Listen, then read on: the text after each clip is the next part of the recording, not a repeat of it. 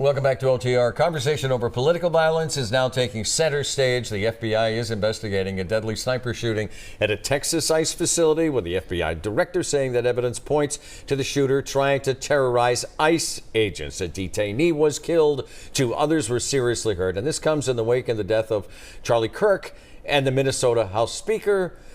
Steve, you speak directly with candidates. Are people nervous about political violence? Well, look, I think everyone should be concerned about political violence, and political violence really has no place. Violence has no place in a civil society.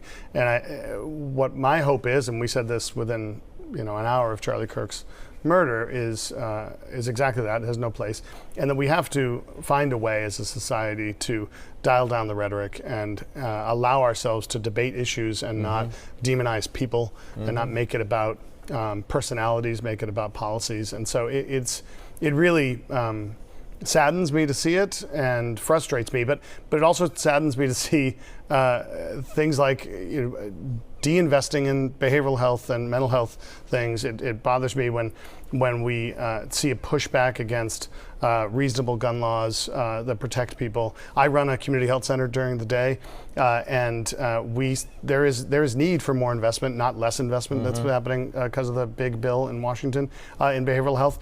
But in the end, the responsibility is with every human being to dial down the rhetoric and treat people with, frankly, common decency. Well, let's talk about Jimmy Kimmel. He is back on ABC and Channel 5 after a brief suspension, and it came about after some threats from the FCC chairman, Brendan Carr, essentially to ABC, although Brendan Carr now, after the fact, says he had nothing to do with this decision. So what can Democrats do about this assault on free speech? They don't hold any levers of power in Washington, and a lot of folks say it was, frankly, maybe those like Rand Paul and Ted Cruz who spoke up that got this ABC to reverse their decision. Yeah, I thought Jimmy Kimmel said it best when he said that his show doesn't matter and he doesn't matter. What matters is that we live in a country that allows a show like his and comments like the jokes that he makes each and every night. I mean, political satire has been a huge part of our country before we were a country. Before we were a country, and it is one of the first things people go out when they want to silence dissent,